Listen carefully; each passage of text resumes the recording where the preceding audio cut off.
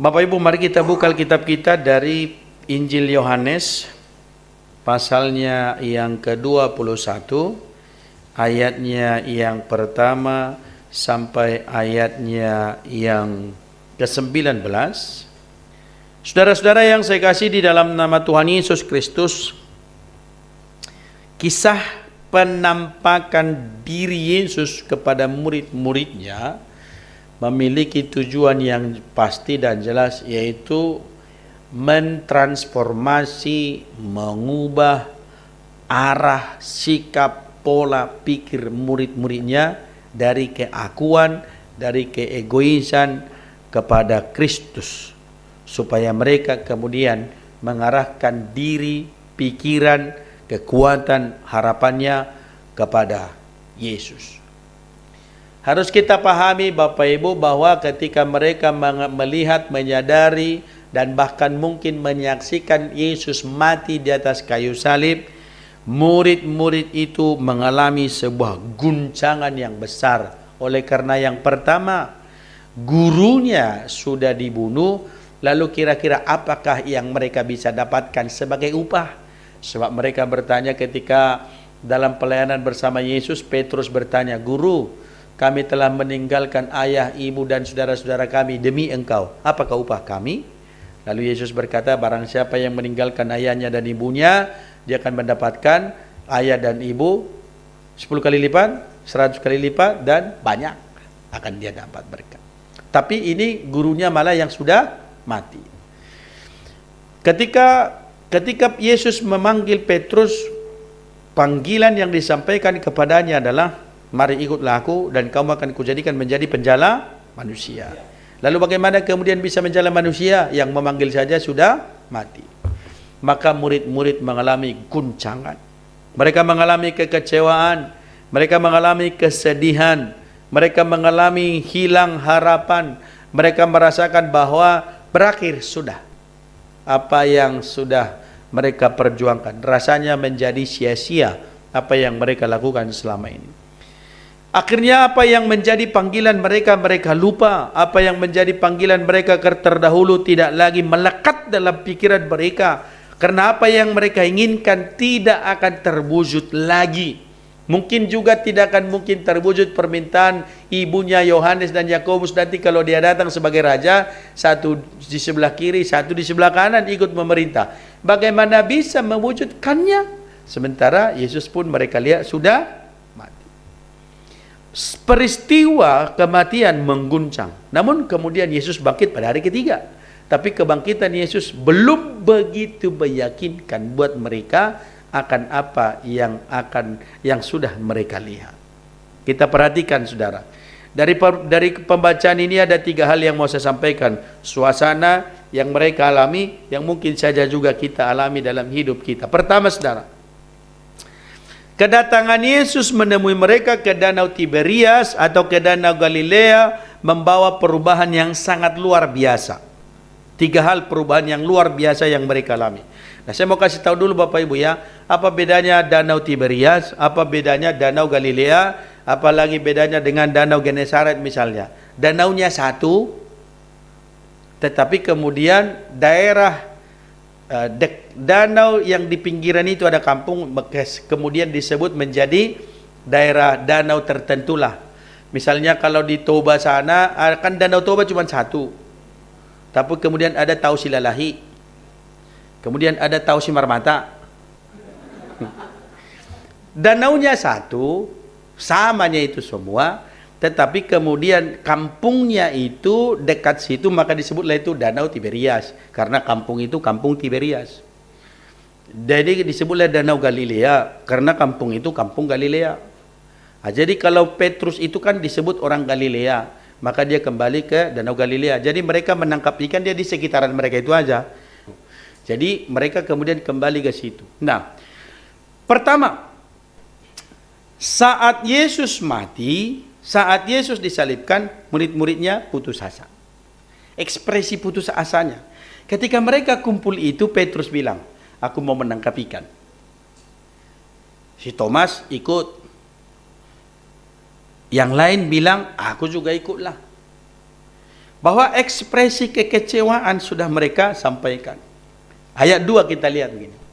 Di pantai itu berkumpul Simon Petrus, Thomas yang disebut Didimus, Nathanael dari Kana yang di Galilea. Karena Kana itu ada beberapa, maka harus disebutkan Kana yang di Galilea. Ada Kana yang tidak di Galilea. Jadi Kana di Galilea. Anak-anak Zebedeus dan 2 orang murid yang lain. Berarti mereka ada kurang lebih 5 orang. Kumpullah mereka di situ. Aku mau menangkap ikan.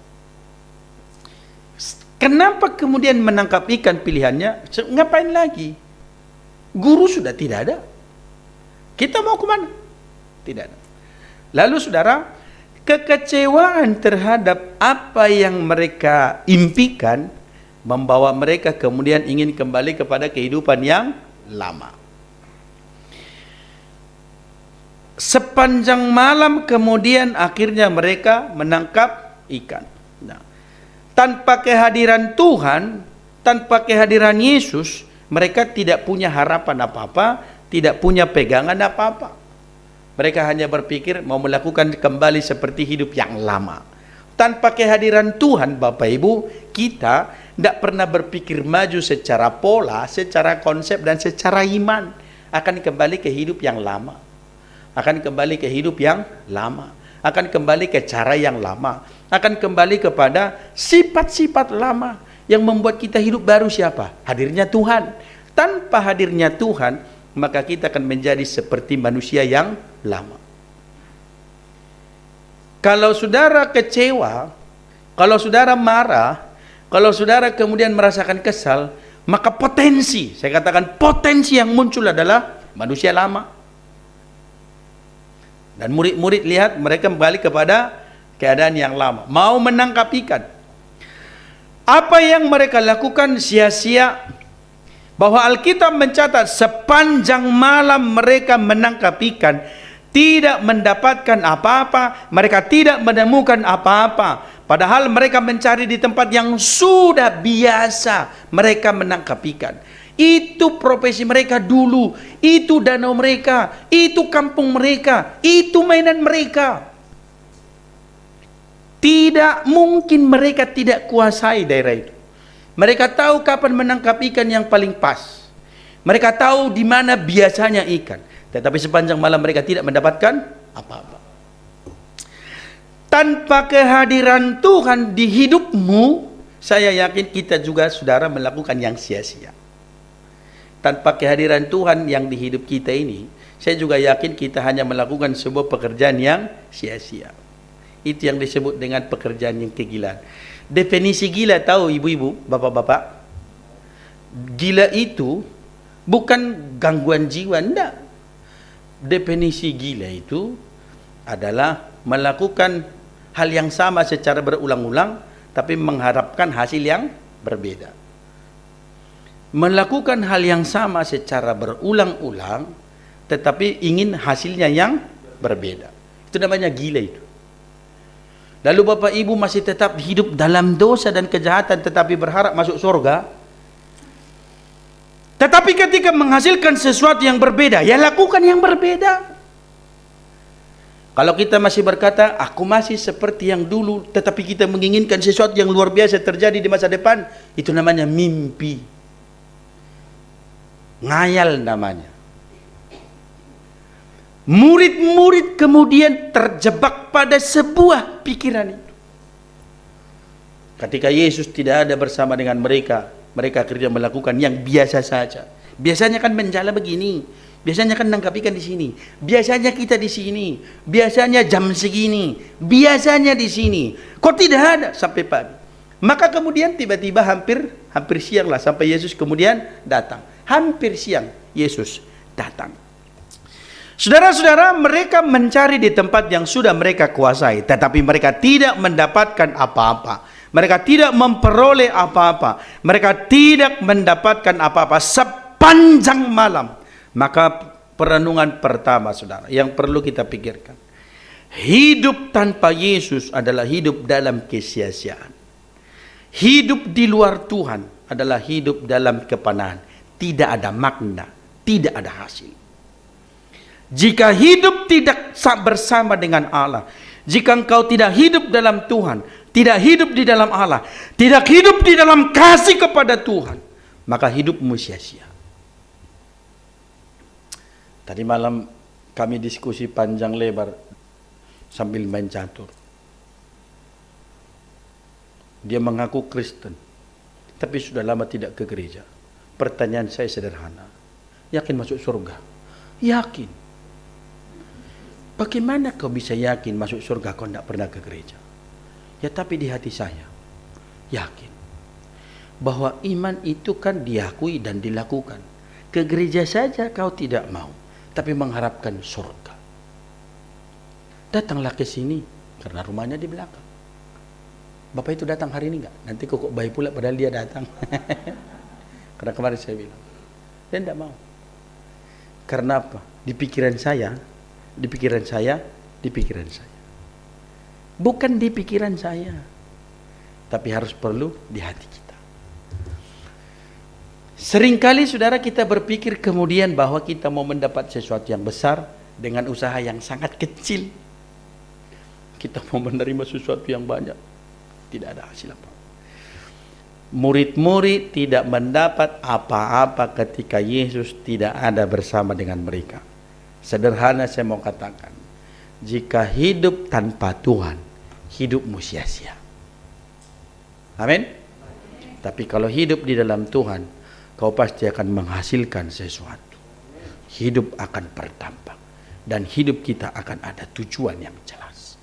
Yang kedua apa yang ingat saudara, jarak mereka 100 meter. Sebenarnya kan masih dangkal tuh. Bayangkan dulu pekerjaan mereka, sepanjang malam nyari ikan di tempat yang dangkal. Mereka ahli nelayan. Maka saya katakan begini, ketika kita kehilangan pegangan yang sesungguhnya, pekerjaan pun tidak ada hasil, tidak ada yang maksimal. Kayak 80 meter di situ. Jaraknya dari bibir pantai mereka pergi sangat dekat dan itu sangat dangkal.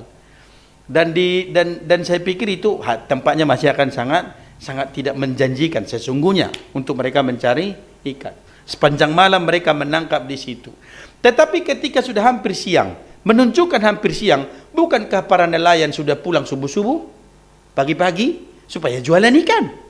Karena waktunya makan ikan kan sudah lewat kalau di jam itu. Tetapi Yesus tiba sampai di jam-jam hampir siang dan jaraknya 80 meter dari bibir pantai itu, karena Yesus bisa berteriak kepada mereka, anak-anak ada ikan? Tak ada. Masih ada, bisa komunikasi dari pinggir sampai ke tempat mereka cari ikan. Sangat dekat. Sangat dekat. Yesus bilang sederhana, tebarkan jalamu ke sebelah kanan perahu. Ini gambaran sangat sederhana. Mereka naik perahu. Sepanjang malam mungkin mereka menebarkan ke kiri perahu. Lalu tiba-tiba Yesus bilang, lemparkan ke dalam ke sebelah kanan. Tidak ada perintah bertolak ke tempat yang lebih dalam. Tidak ada. Yohanes tidak mencatat itu. Tetapi yang disampaikan Yohanes, tebarkanlah jalamu ke sebelah kanan perahu. Ke sebelah kanan perahu saja.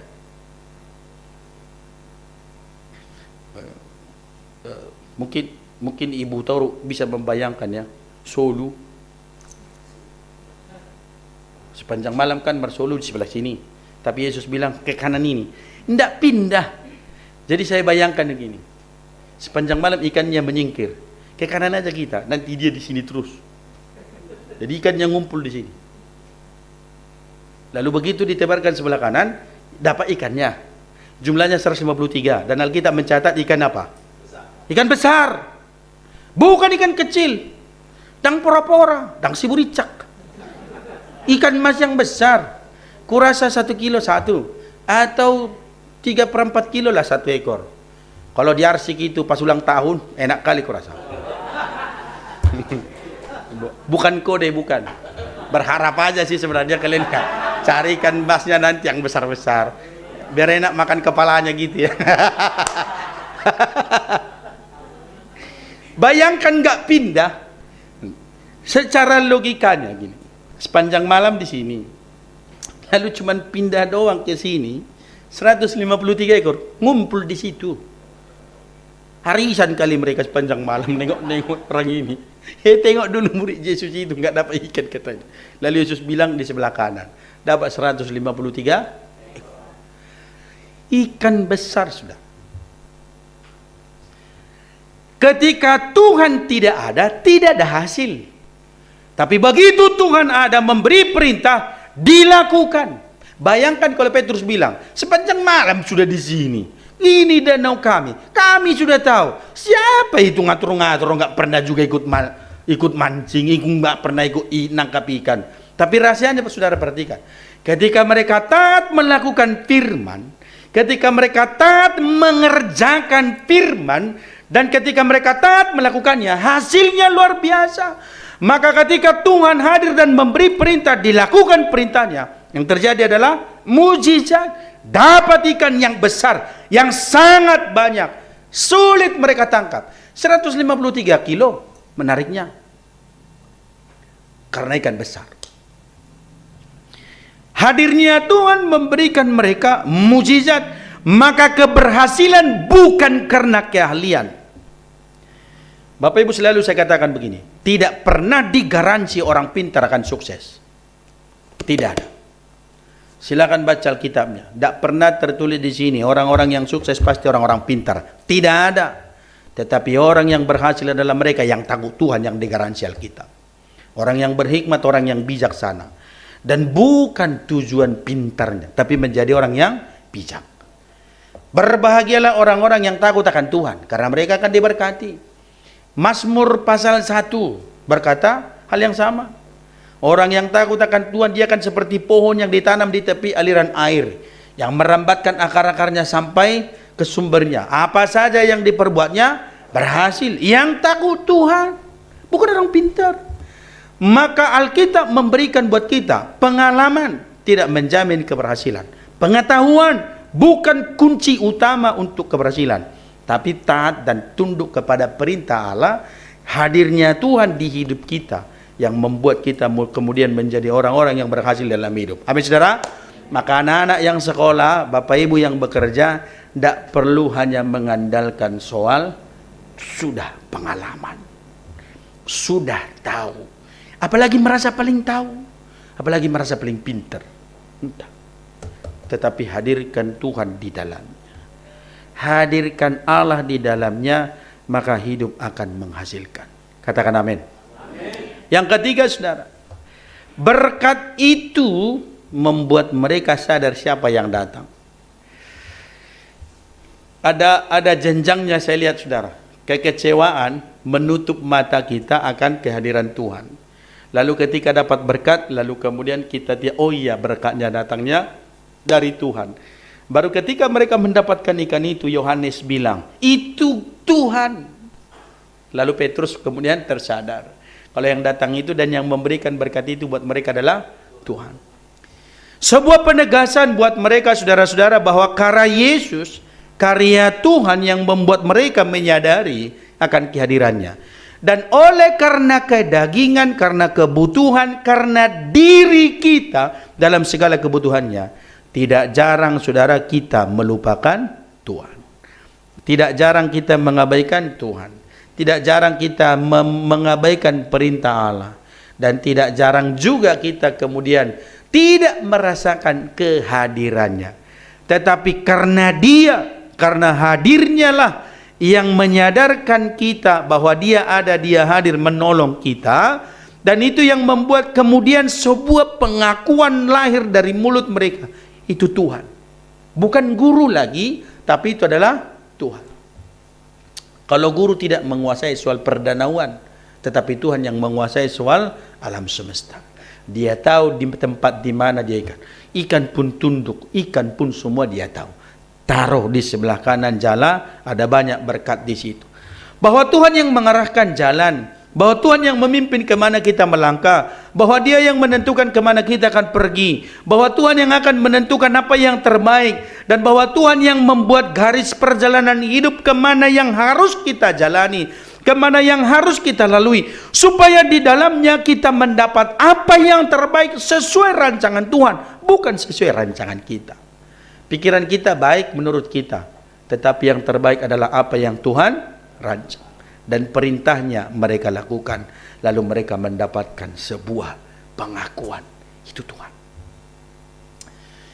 Saudara, sekarang pengakuan kita, apakah kita sudah sampai kepada tahap pengakuan Yesus Tuhanku? Atau pengakuan berkata Yesus Tuhanku, dalam praktek kita tidak memperlakukannya seperti Yesus Tuhanku, tetapi seperti Yesus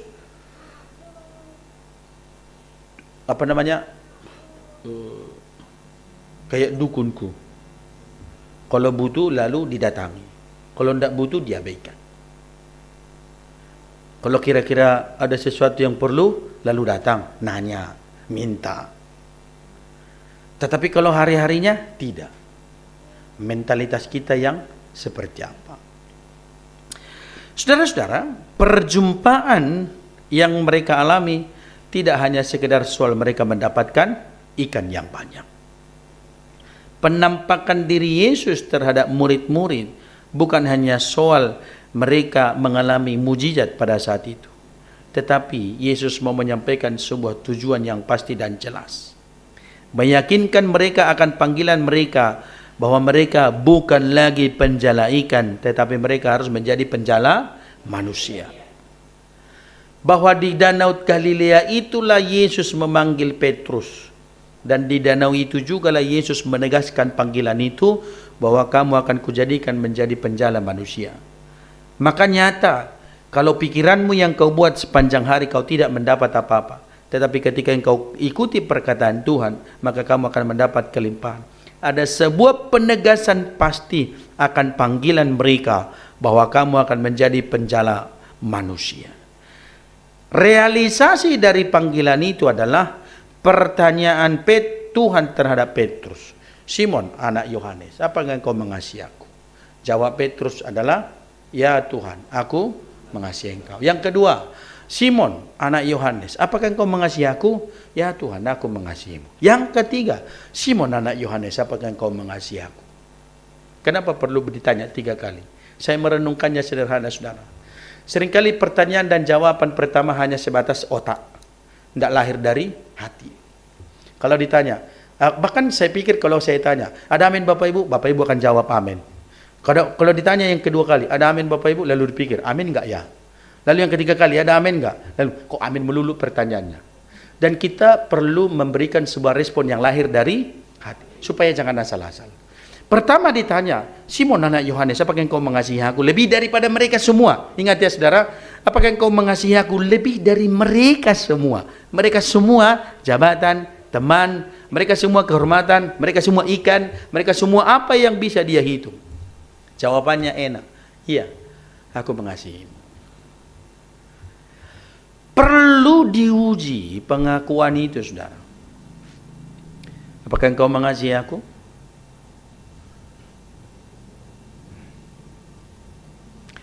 Petrus menjawab, aku mengasihimu. Pertanyaan yang ketiga membuat dia sedih. Pertanyaan pertama masih sebatas pemikirannya. Pertanyaan kedua sudah membawa kepada sedikit perasaan yang lebih dalam lagi.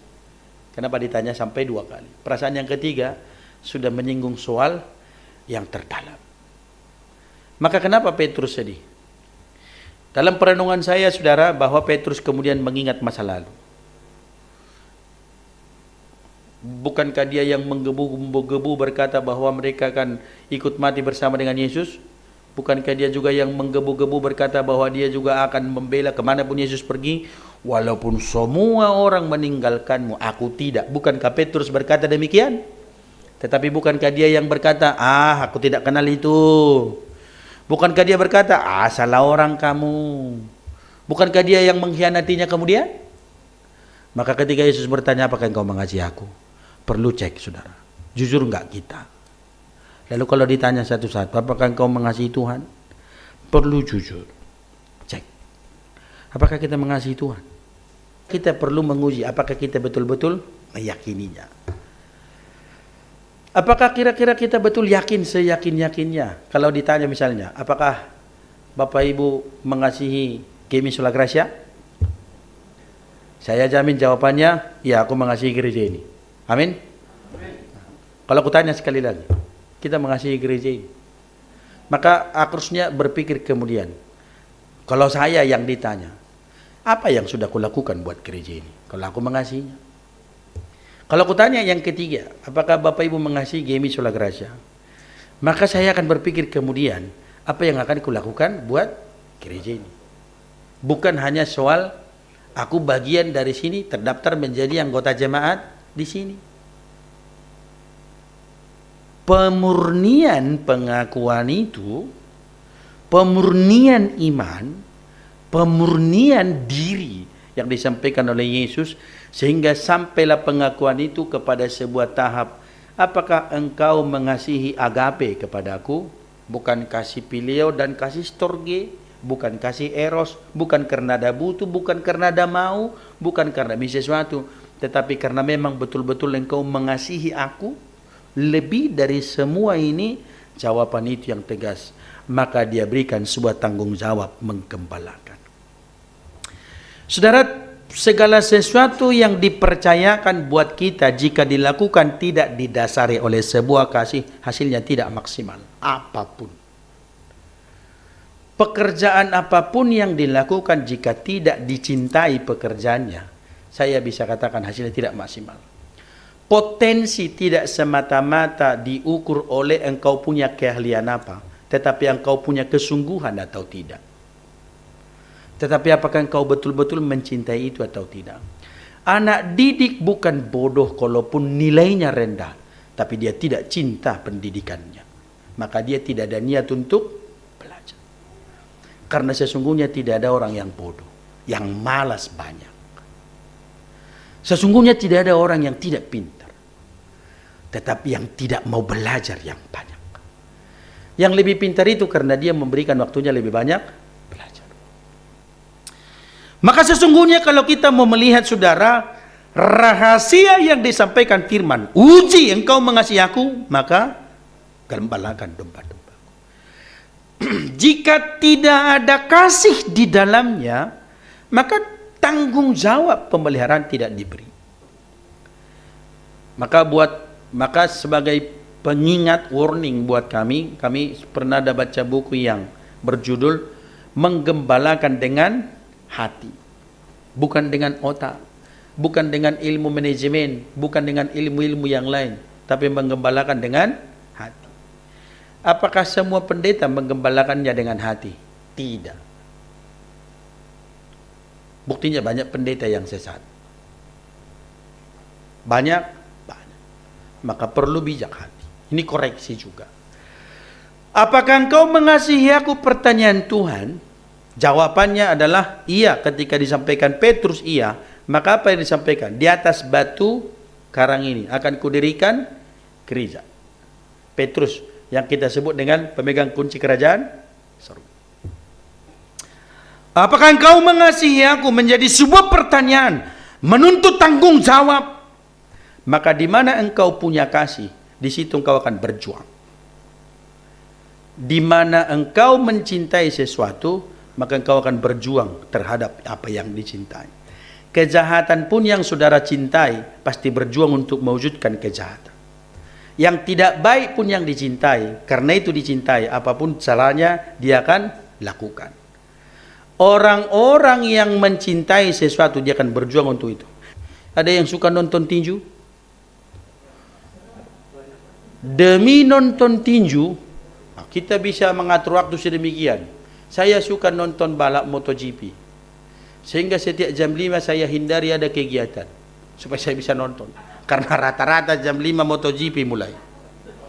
Maka terhadap apa yang dicintai kita begitu pintar mengatur waktu. Tapi kalau tidak, kita akan ada ala kadarnya. Datangnya syukur, enggak apa-apa. Cintakan Tuhan akan menuntut kesungguhan. Boleh kita ukur soal kadarnya. Kasih terhadap keluarga, maka kita akan berjuang untuk keluarga. Cinta terhadap anak akan berjuang untuk anak. Apapun dilakukannya. Sampai muncul lagunya Edi Silitonga ya. Anakku kido hamraun, dia. Anakku itu kekayaan bagiku katanya. Apapun. Dia boleh tidak punya berlian, nggak punya Mercy, nggak punya Leontin, nggak punya tas Hermes, atau apapun namanya. Yang penting anaknya punya dan bisa sekolah. Itu kebanggaan sesungguhnya. Itulah perwujudan dari cinta. Mengorbankan diri demi apa yang dia cintai. Kan itu definisi cinta kan?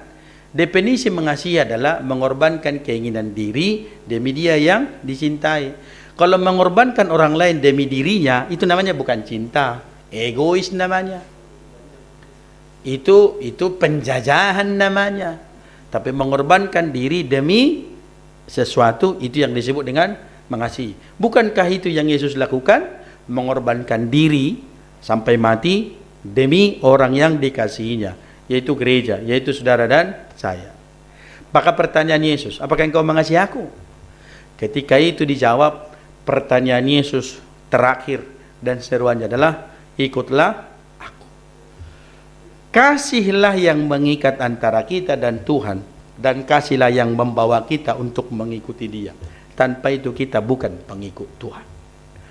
Tanpa hidup di dalam kasih, kita bukanlah pengikutnya. Tetapi hidup dalam kasih, kita menjadi pengikut-pengikut Tuhan. Apakah engkau mengasihi Tuhan? Ikutlah aku, kata Tuhan. Kita berdoa.